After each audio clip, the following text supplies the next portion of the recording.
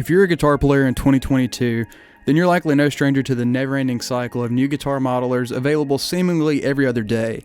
Today I want to tell you why I think one of the oldest options is still one of the best.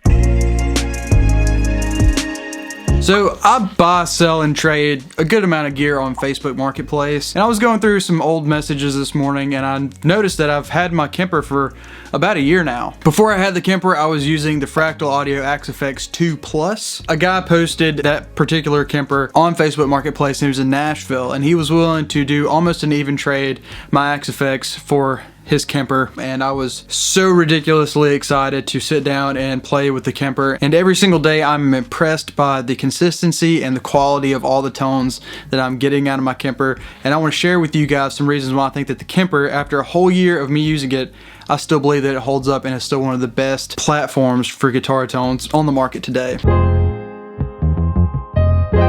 So for me, the first reason the Kemper profiling amplifier has held its value for me over the past year is the fact that I'm able to get incredible guitar tones incredibly quickly with the Kemper.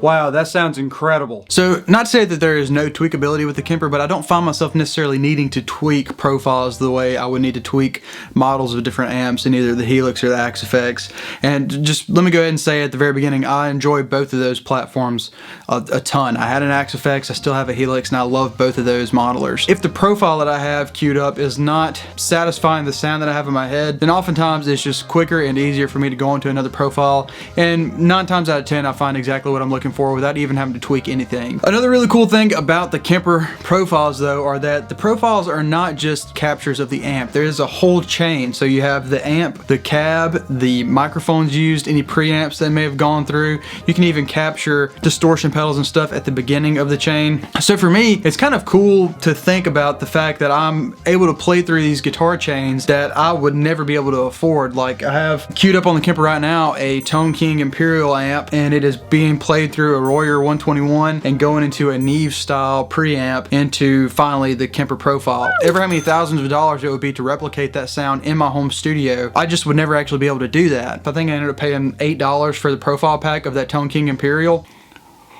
And I know in both the Helix and the Axe-Fx that you're able to change microphone models and change the cabs and change the head and all that different stuff. But the fact that an audio engineer set up the actual chain the way they would if they were recording the actual guitar amp in the studio, and they just made a capture of that, and then I have that on my Kemper, that's just really cool for me. I think that the Axe-Fx, the Helix, and the Kemper all have really good effects personally. I know there's a lot of debate on who has the best effects, but I think that the Kemper overdrives and Kemper reverbs are really, really good. Even if they're not just a ton better than what you can get out of Axe-Fx or Helix, I think that they are definitely right up there with the standard, so I don't think that the Kemper really lacks anywhere. For me personally, the workflow is awesome and the effects sound great, and I think the amp and cab sounds that you get with the Kemper are really the best in some circumstances. The Kemper for me has held its value over the past year because it has quite literally held its value over the past year. There has not been a second iteration of the Kemper, so while I'm sure Kempers aren't as expensive now as they have been in times past, they still hold their value, and that is pretty much why I had to give that guy a couple extra $100 on top of my Axe-Fx whenever I traded in for my Kemper. A brand new Kemper at Sweetwater is going to cost you $1,900. Take a look at past track record. Line 6 has gone through their whole pod technology and onto Helix technology. Because of Helix technology, the pod stuff has become devalued, and Fractal has done the same thing with the Axe-Fx. Kemper is really the only one who has not devalued their original platform by making new platforms.